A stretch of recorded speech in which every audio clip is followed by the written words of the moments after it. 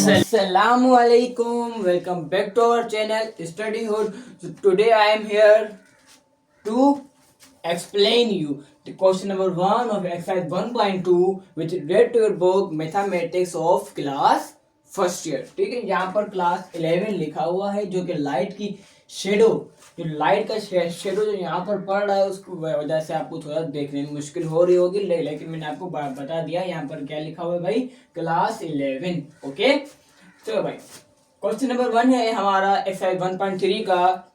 उसको पढ़ने से पहले मैं मुझे एक बात बताओ, 1.2 समझ में आई पूरी? अगर आपने पूरी वीडियो देखी है 1.2 के, मैंने जो जितने भी क्वेश्चन थे वो सारे के सारे एक्सप्लेन किए और सेपरेट वीडियो बनाई हर क्वेश्चन की, ताकि आपको पढ़ने में इजी हो, मुश्किलात कोई पैदा ना हो. सही है, और इंशाल्लाह जल्द ही उसकी प्लेलिस्ट भी बन जाएगी.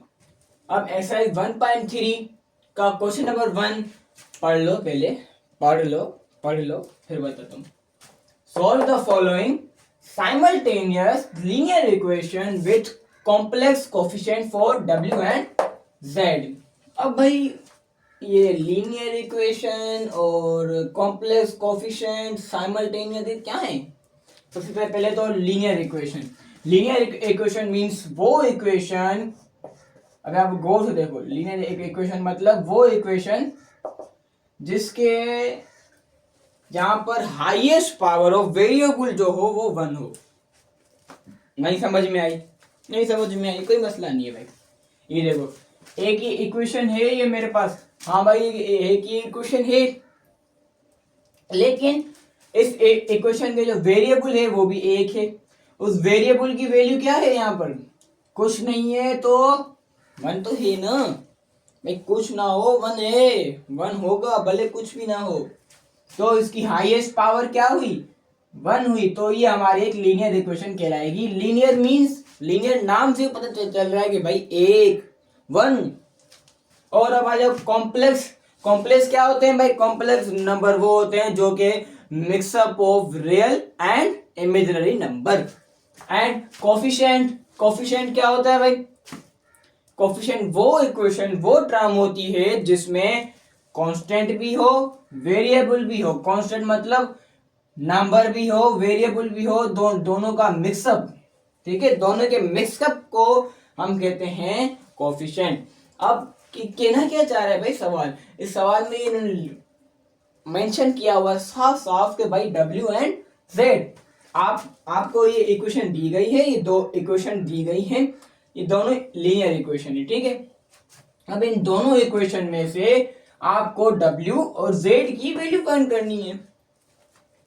अब थोड़ा मुश्किल तो है, लेकिन यहाँ पर आप जो हमने एक एग्जांपल लिया था. अब यहाँ पर अगर मैं आपको बोलूं कि भाई मुझे यहाँ पर find the value of x, यहाँ पर find the value of x, तो आप क्या करोगे? सबसे पहले आप जो यहाँ पर प्लस का 2 है वो उस तरफ लेके जाओगे, इज इक्वल टू -2 बन जाएगा. ये 4 यहाँ पर मल्टीप्लाई हो रहा है, इज इक्वल टू उस तरफ जाकर भाई -2 से डिवाइड होगा. 2 1 2, 2 2 4, क्या बचा? x is equal to -2. बस that is the answer of that is value of x की वैल्यू क्या फाइंड हुई? -2. अब फॉर एग्जांपल मैं एक और सवाल दे देता हूं कि भाई यहाँ पर मुझे जो है ना 5x plus 6y is equal to 8. अब यहाँ पर मुझे x और y की दोनों की वैल्यू फाइंड करके दो. आप बोलोगे भाई क्या बोल रहे हो, ये थोड़ी होगा. यहाँ पर दोनों के फाइंड करने के लिए मुझे एक इक्वेशन नहीं 2 इक्वेशन चाहिए. कितनी इक्वेशन चाहिए? 2 इक्वेशन चाहिए भाई. 2 इक्वेशन आ गई यहाँ पर. अब ये करके दिखाऊं या ये करके दिखाऊं? फॉर एग्जाम्पल यहाँ पर आ जाओ, 5x plus 6y is equal to 8. मैंने बिल्कुल सेम टू सेम ले ली इक्वेशन. अब मैं यहाँ पर क्या करूंगा? इन दोनों को पहले मैं यहाँ पर सब्ट्रैक्ट करूंगा. क्या करूं? सब्ट्रैक्ट करूंगा तो ये सारे वैल्यू खत्म हो जाएंगे, है ना. लेकिन हमें यहाँ पर x की वैल्यू और y की वैल्यू फाइंड करनी है, तो वही तरीका जो है आपको यहीं पर सोल्व करवाएंगे हम. अब आ जाओ, यहाँ पर करते हैं हम इसको सोल्व. सबसे पहले इस दो यहाँ पर जो इक्वेशन लिखी हुई है इस दोनों को, इक्वेशन नंबर 1, इक्वेशन नंबर 2 अलग से लिखकर फिर आप लिखना। मैंने यहाँ पर क्यों लिखा, मेरे पास इतना स्पेस नहीं है, मेरे पास इतना छोटा सा स्पेस है जो कि मुझे मैं लिखूंगा और इरेज करूंगा बस। तो इसलिए नोट भी करते रहना, नोट भी करते रहना, ताकि आपकी ब्रेन में जो है ना वो सेफ हो जाए, आपकी लॉन्ग टर्म मेमोरी में वो चला जाए।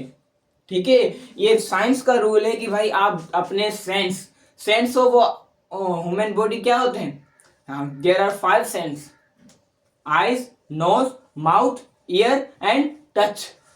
ओके, तो यहाँ पर आप जितने सेंस ज्यादा इस्तेमाल करोगे उतना ही आपकी ये लॉन्ग टर्म मेमोरी में सेव होता जाएगा।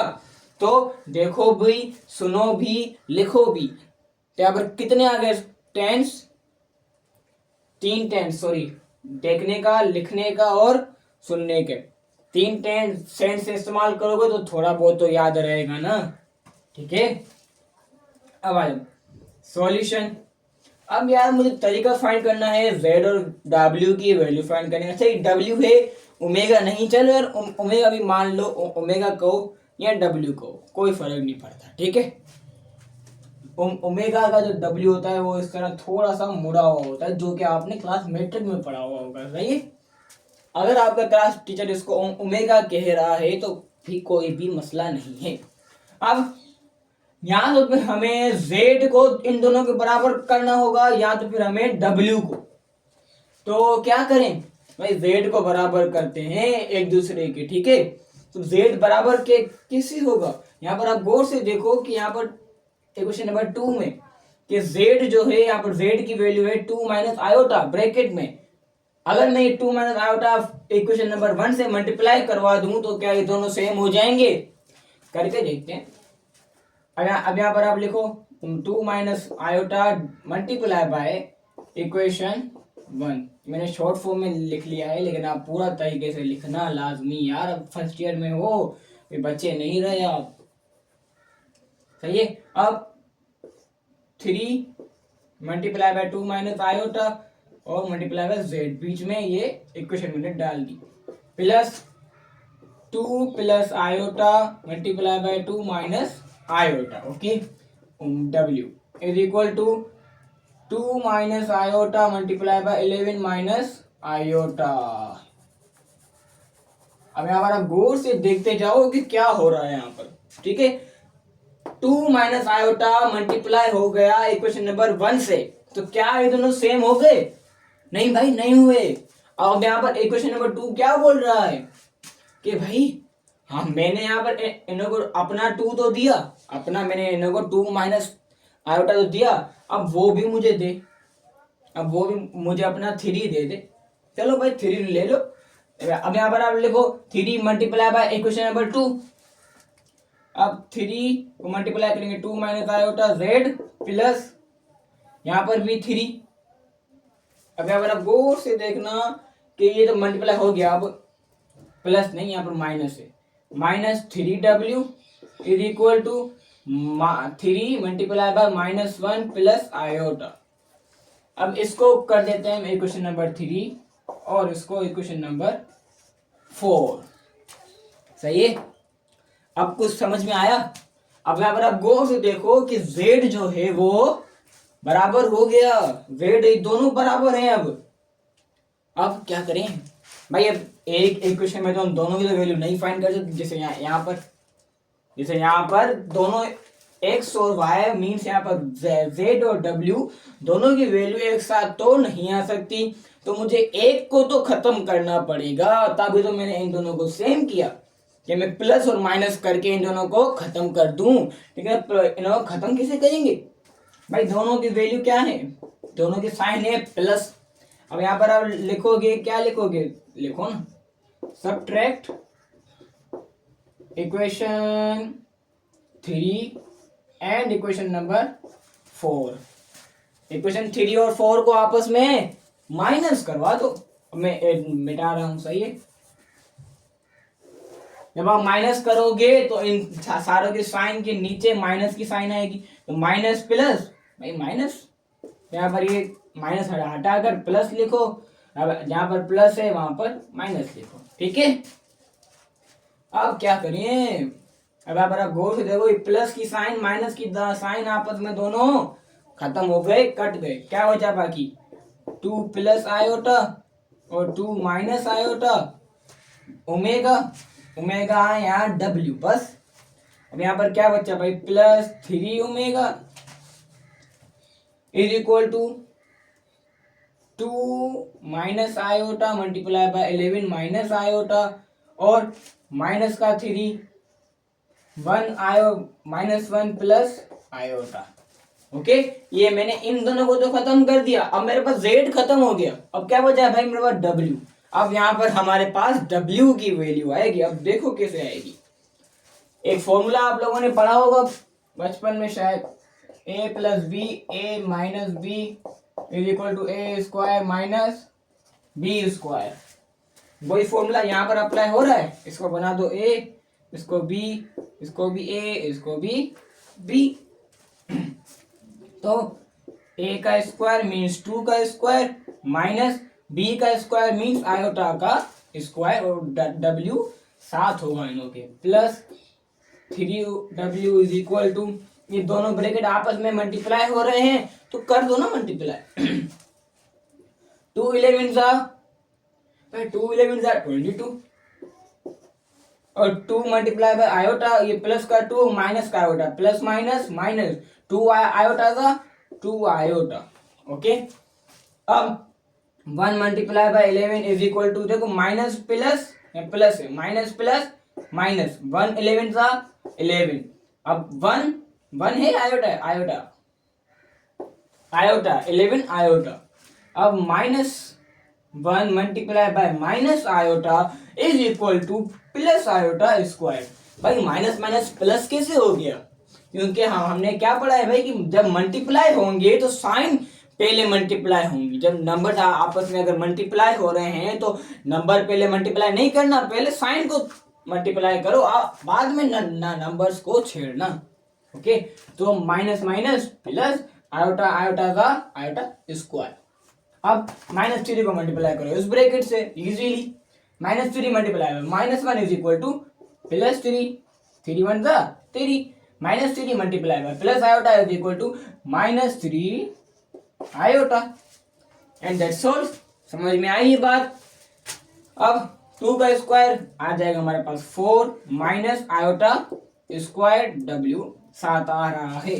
Okay, so plus 3 omega is equal to 22 और कोई रियल नंबर यहाँ पर नहीं है 22, ये दोनों इमेजिनरी है, आपस में सिंप्लीफाई हो सकते हैं तो फिर करेंगे हम, माइनस माइनस प्लस होगा, 11 में 2 को प्लस करो, आंसर इज 13, माइनस का 13, माइनस का 13 है प्लस का 13, भाई यहाँ पर माइनस का आएगा, क्यों, बड़ी वैल्यू माइनस की है, plus iota square, iota square is equal to minus 1, iota square is equal to क्या है भाई, माइनस 1। अब प्लस माइनस होता तो काट देते, लेकिन यहाँ पर एक रियल नंबर है एक इमेजिनरी है, तो ये आपस में कटेगा नहीं, ये एज इट इज चलता रहेगा, प्लस 3 माइनस 3 आयोटा। ओके, अब थोड़ा बहुत मेरे ख्याल में इरेज करना पड़ेगा, तो करें फिर erase. So with the count of 3 2 1, so erase. ठीक है, जो मैंने आपको एक्सप्लेनेशन दी थी ना, एक्सप्लेनेशन वो मैंने यहाँ पर इरेज कर दी, लेकिन मैंने कैमरा में देखा कि भाई एक और स्टेप यहाँ पर आ सकता है। ठीक है, so 4 minus iota square is equal to minus 1। Okay, so omega या w plus 3w is equal to, अब यहाँ पर आप गौर से देखो, plus minus is equal to minus. Okay, समझ गए। अब एक एक ये रियल नंबर, एक ये रियल नंबर, दोनों आपस में क्या हो रहे हैं भाई, प्लस हो रहे हैं, तो 22 को प्लस करो 3 में, आंसर इज 25। अब एक ये इमेजिनरी नंबर, एक ये इमेजिनरी नंबर, दोनों आपस में क्या हो रहे हैं भाई, माइनस माइनस प्लस, तो 13 में 3 प्लस करो, आंसर इज 16 आयोटा, लेकिन भाई माइनस का प्लस का, आएगा माइनस का, क्यों, बड़ी वैल्यू माइनस की, और क्या बचा माइनस का 1। अब गौर से देखो 25 भी रियल का है, -1 भी रियल नंबर है, दोनों आपस में सिंप्लीफाई हो सकते हैं, हाँ भाई। तो +25 - 1 is equal to plus minus minus. So 25 में से 1 को माइनस करेंगे, आंसर आएगा मेरा 24। ओके, थोड़ा डिफिकल्ट है, मैं मानता हूँ थोड़ा डिफिकल्ट है, लेकिन देखो ट्रिकी है। ये सारी चीजें आप लोगों ने पढ़ी हुई है, इनमें से कोई ऐसी चीज नहीं जो आपने पढ़ी ना हो, जो आपके पास पहले ना आया हो, पहले हर चीज आपने कर चुके हो, हर चीज। सो ओके, अब यहाँ पर यहाँ गौर से देखो, माइनस माइनस डायरेक्ट कर दो यहाँ पर प्लस। ओके, अब 4 1 जा 4 में 1 को प्लस करेंगे, हमारा आंसर आएगा 5 ओमेगा 5W प्लस 3W, और क्या बचा, इज इक्वल टू 24 - 16 आयोटा। अब ये भी W वाली वैल्यू, ये भी W वाली वैल्यू, दोनों आपस में प्लस हो जाएंगी, तो प्लस करो 8W is equal to 24 - 16 iota. अब क्या करें भाई, अब क्या होगा यहाँ पर, अब आप यहाँ पर गौर से देखो कि एक रियल नंबर यहाँ पर आ रहा है, देखो ये देखो W के साथ 8 मल्टीप्लाई हो रहा है, इज इक्वल टू सिर्फ जाकर इन दोनों के साथ डिवाइड होगा।